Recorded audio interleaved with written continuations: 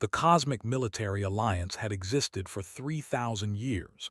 It was not a small thing. 17 different species from 17 different star systems had joined together to fight a common enemy. They called this enemy the Void Swarm. The Void Swarm was a nightmare made real. They were insect-like creatures, billions upon billions of them, moving through space in massive living ships. They did not negotiate. They did not trade. They did not make peace. They only consumed. Every world they touched became food for their endless hunger. Every species they met became meat for their young. For 3,000 years, the Alliance had held them back. It was not easy. Many worlds had fallen. Many species had lost billions of their people, but the line had held. The Alliance had rules, they had protocols, they had strategies developed over centuries of warfare. Every battle was calculated. Every loss was measured against potential gains. Emotion had no place in their war, only logic, only mathematics, only the cold calculation of acceptable losses. The humans arrived in the galaxy 100 years before the battle at 7. They were young. Their ships were small and primitive compared to Alliance vessels. Their weapons were crude. Their understanding of faster-than-light travel was basic at best. The Alliance welcomed them as junior members, the way one might welcome a child to an adult conversation. They were given simple tasks: guard duty, supply runs, patrol routes far from any real danger. The humans did not complain. They learned quickly. They studied Alliance technology with hungry eyes. They trained with whoever would teach them, and they waited for their chance to prove themselves. That chance came at 7. 7 was a garden world in the outer territories of Alliance space. 3 million citizens lived there, a mix of species from across the coalition. They grew food for nearby military outposts. They raised their children. They lived peaceful lives far from the front lines of the war. The Void Swarm should not have been able to reach them. The defensive lines were supposed to hold, but the swarm was clever in its own terrible way, and it found a gap. By the time Alliance sensors detected the approaching Hive fleet, it was too late to reinforce the system. All they could do was evacuate. Commander of the was in charge of the evacuation fleet. There were tall beings, nearly 7 feet in height, with bodies that seemed to be made of living crystal.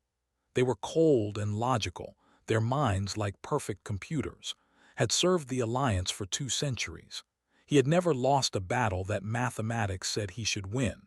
He had never won a battle that mathematics said he should lose. He trusted the numbers completely. The numbers at 7 were bad.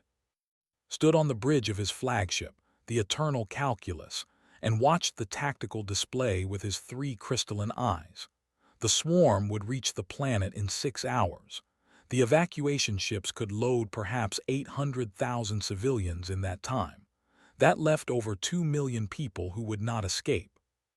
It was not a good outcome, but it was the best outcome available. The mathematics were clear. Captain did not care about the mathematics.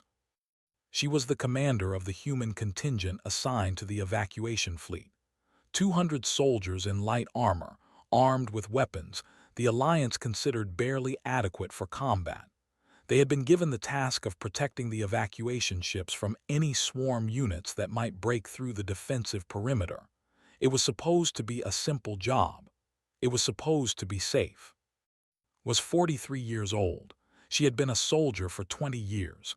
She had fought in 3 wars on Earth before humanity joined the Alliance. She had seen death. She had caused death.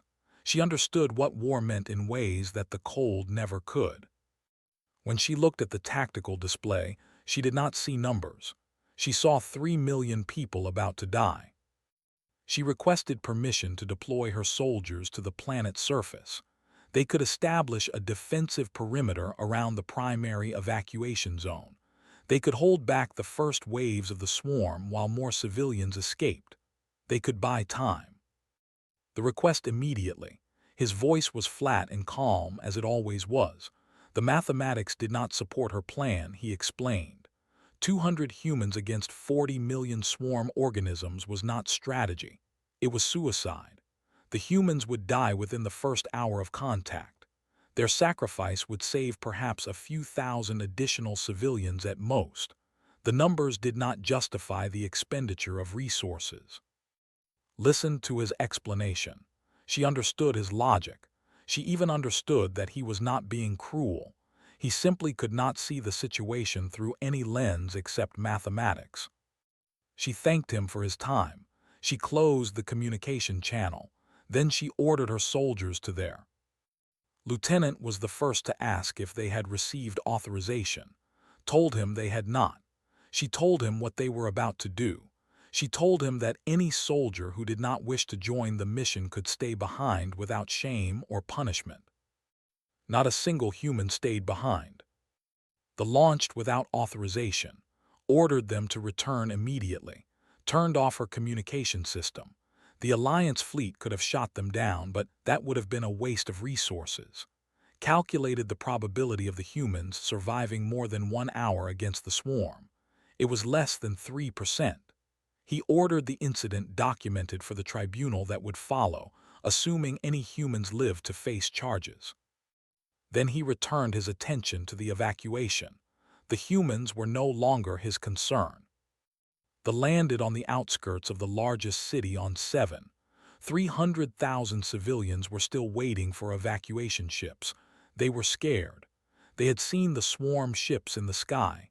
They knew what was coming. Some of them were crying. Some of them were praying to gods that would not save them. The humans moved through the crowd with calm efficiency. They did not show fear. They smiled at children. They helped elderly civilians toward the evacuation zones. They spoke in quiet, confident voices, telling everyone that things would be okay. They were lying, of course. They knew they were probably going to die. But they also knew that panic would kill more civilians than the swarm ever could.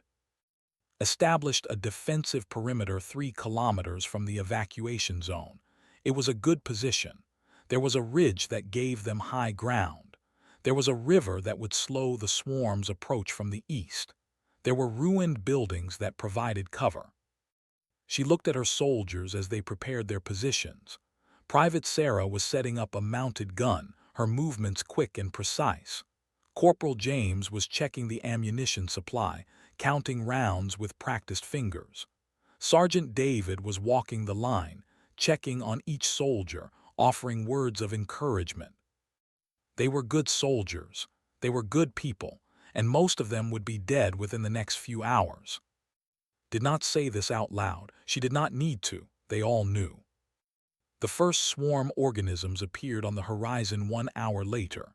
They came like a wave, a tide of black and red bodies flowing across the landscape. The ground shook with their footsteps. The air filled with their screaming, a sound like metal being torn apart. The humans opened fire. From orbit, watched the battle begin. His sensors showed the human life signs, 200 small lights holding against an ocean of darkness. He watched as the first wave crashed against their line. He watched as the humans held their ground. He watched, and for the first time in his long life, he saw something that his mathematics could not explain. The humans were not running. They were not retreating. They were standing their ground against impossible odds, fighting with a fury that his sensors could barely measure. Had seen many species fight the void swarm. He had never seen anything like this. He ordered his sensors to record everything. Whatever was about to happen, he knew, would change the galaxy forever. The first hour of the battle went exactly as had predicted.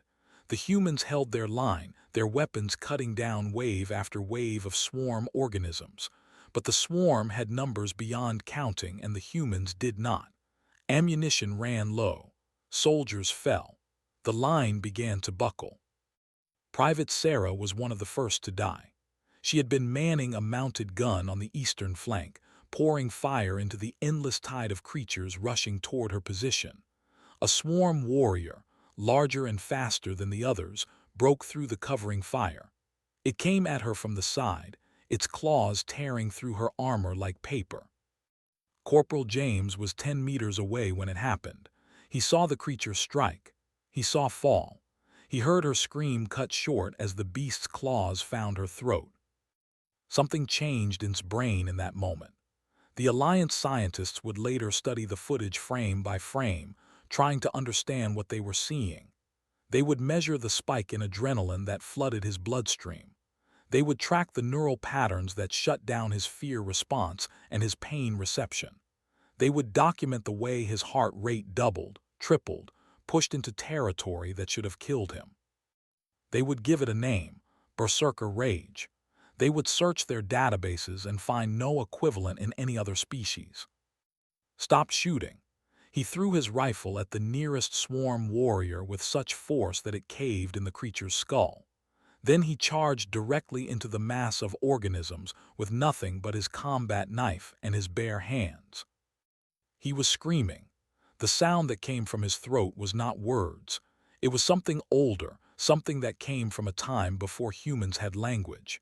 It was the sound of an animal that had forgotten how to be afraid, that had forgotten how to feel pain, that knew only one thing: kill or die. The swarm hesitated. In 10,000 years of recorded history, the Void Swarm had never hesitated. They did not know fear. They did not understand self-preservation. They existed only to consume. But something about the sound made, something about the way he moved toward them instead of away, triggered a response buried deep in their collective consciousness. They fell back, just for a moment, just long enough. Hit their line like a missile. His knife found flesh. His hands found throats. He killed 3 warriors before the blade broke in a creature's skull, and then he kept killing with his fists, with his elbows, with his teeth. He was not the only one. All along the human line, soldiers who had watched their friends fall were undergoing the same transformation. The scientist who later analyzed the footage would describe it as a cascade reaction of collective rage. They would call it a tactical impossibility. The humans would simply call it what they had always called it: fighting for your family. Captain took a claw through her shoulder in the second hour of the battle. The pain should have dropped her. The blood loss should have weakened her. Instead, she grabbed the limb that had pierced her flesh and ripped it from the creature's body. Then she beat 3 more warriors to death with the severed arm before picking up a fallen soldier's rifle and continuing to fight. Sergeant ran out of ammunition in the 3rd hour. He should have retreated. The protocols were clear. A soldier without a weapon was a liability, not an asset. Did not retreat. He found a piece of hull plating from a crashed, sharp on one edge and heavy enough to crack bone. He held his position for 47 minutes with nothing but that makeshift weapon and his refusal to die. The swarm kept coming. They always kept coming. But they were not advancing as quickly as they should have been. The human line was a wall of fire and fury, and every meter of ground it gave up cost the swarm thousands of warriors. On the eternal calculus, watched the battle with something he had never experienced before: confusion. His tactical display showed him things that made no sense. Human soldiers fighting with wounds that should have killed them. Human soldiers moving faster than their species should have been capable of. Human soldiers generating biological readings that suggested complete systemic failure, yet continuing to fight. He called up the evacuation statistics. The extended timeline provided by the human defense had allowed an additional 700,000 civilians to reach the evacuation ships. That was not supposed to be possible. The mathematics had said otherwise. Had never seen the mathematics be wrong before. The 4th hour of the battle brought the worst of the fighting. The swarm had adapted to the human tactics. They were no longer throwing themselves against the line in mindless waves. They were targeting specific positions, overwhelming individual soldiers with coordinated attacks. Private died holding a gap in the line, while 3 wounded soldiers crawled to safety behind him. He killed 19 swarm warriors before he fell. Corporal Lisa died carrying a child she had found hiding in the ruins of a building. She made it 30 meters before the swarm caught her. The child survived. She did not. Sergeant died with his hands around the throat of a swarm queen, one of the larger organisms that directed the lesser creatures in battle. He squeezed until her neck snapped, and then he kept squeezing as the remaining creatures tore him apart. One by one, the humans fell, and one by one, the survivors fought harder. The observers on the Alliance flagship began experiencing psychological distress in the fifth hour. They were aquatic beings known for their sensitivity to emotion. They could feel what the humans were feeling, and it was too much for them to bear. The ship's medical bay filled with who could not stop shaking, who could not stop crying, who could not process the intensity of what they were witnessing. One of them would later describe it in a report. It was not anger, it was not hatred, it was something beyond those words. It was a fire that burned without consuming itself, a storm that grew stronger the more it raged. It was terrible. It was magnificent. It was the most frightening thing I have ever felt. The collective, a hive-mind species that shared all thoughts among its members, experienced something unprecedented during the battle. Individual began having thoughts that were separate from the collective. They did not know the word for it because they had never needed a word for it before. They would later learn the human term, admiration. By the sixth hour, only 19 humans remained alive. They had fallen back to a final position less than 1 kilometer from the evacuation zone. Their ammunition was gone. Their weapons were broken or lost. Most of them were wounded badly enough that they should not have been able to stand. They stood anyway. Captain gathered her survivors in a tight circle. Her shoulder wound had clotted into an ugly mass of dried blood and torn flesh. Her voice was hoarse from screaming. Her eyes were the eyes of someone who had looked death in the face and refused to blink. She did not give a speech. She did not offer words of comfort. She simply looked at each of them in turn and nodded. They understood. They had always understood. The last wave of the swarm came as the final evacuation ships lifted off behind them. 3 million civilians had been saved. The mathematics had said it was impossible. The humans had made it possible anyway. Led the charge herself. 19 humans against 10,000 swarm warriors. It should have been over in seconds. It took 23 minutes. When the Alliance fleet finally sent down support troops, they found the human survivors unconscious but alive. Around them lay the bodies of swarm organisms, piled so thick that the soldiers had to climb over them to reach the humans. The swarm forces in the area had been completely destroyed. Reviewed the final casualty figures in his quarters that evening. 181 humans had died. Over 50,000 swarm organisms had been killed. The ratio was unprecedented in 3,000 years of recorded warfare. He tried to understand what he had witnessed. He tried to fit it into his mathematical models. He tried to explain it with logic and reason and cold calculation. He could not. For the first time in 2 centuries of service, Commander of the had encountered something that his mathematics could not explain. He did not know it yet, but he had just witnessed the beginning of the end of the cosmic military alliance. The footage from 7 spread across Alliance space like wildfire. Every species, every world, every military commander watched what the humans had done. They watched it again and again, trying to understand what they were seeing. The High Council convened an emergency session within days of the battle.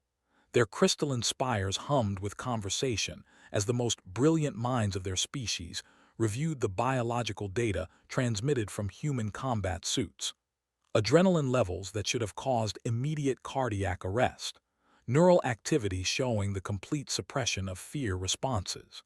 Pain signals that were received by the brain but somehow ignored. Heart rates that pushed into ranges no physician had ever seen in a living organism. The humans, it seemed, possessed something no other species in the Alliance had. The ability to transform themselves into something beyond their normal capabilities when pushed to the edge of destruction. They searched their databases for any equivalent. They found nothing. They created a new entry, Berserker Rage. The definition was simple but terrifying. When sufficiently provoked, humans could override their own biological limitations and become something more than human. The cost was terrible, often fatal. The results were undeniable. The ambassador requested a private meeting with her government within the week. There were gentle creatures, beings of soft light and flowing water who had evolved in the deep oceans of there. They had joined the alliance for protection, not conquest. They had always believed that violence was a failure of communication, that understanding could bridge any gap between species. They did not know how to understand what the humans had done. The ambassador's report to her government was classified at the highest level. Parts of it would later be leaked to the galactic press. One passage became famous. I have walked among the humans since the battle. I have touched their minds, felt their emotions, tried to understand the fire that burns within them. I found something I was not prepared for. It is not that they are cruel. It is not that they enjoy violence. It is that they are capable of a love so fierce, so total, that it transforms their very biology when threatened. They do not fight because they hate their enemies. They fight because they love their friends. And that love can become a weapon more terrible than anything in our arsenal. The collective spent weeks processing what they had witnessed. As a hive mind, they had always believed that individual consciousness was a weakness, that strength came from unity, from thinking as one. The humans had shown them something different. They had shown them that individual bonds, individual loves, could create a strength that the collective had never imagined. Some began to question the fundamental nature of their society. It was the first time in their recorded history that such questions had been asked. The strategic implications were discussed in Alliance High Command for months after the battle. Admiral X, a being of pure energy contained within a mechanical shell, presented the official assessment. The humans are an asset. Against the Void Swarm, they are perhaps our most effective weapon.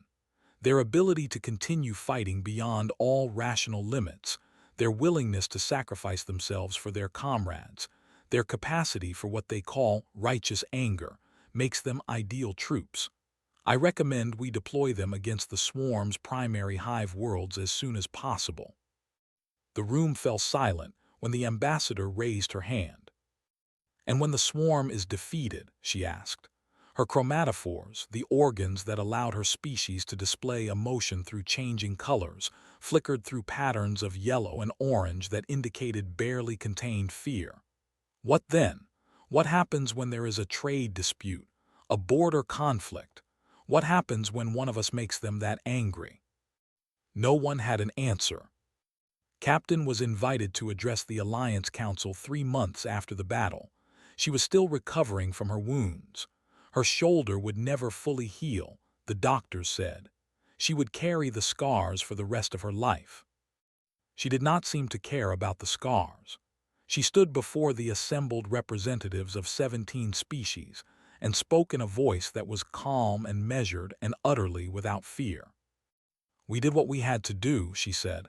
They were killing our people, we stopped them. The translator systems rendered her words perfectly.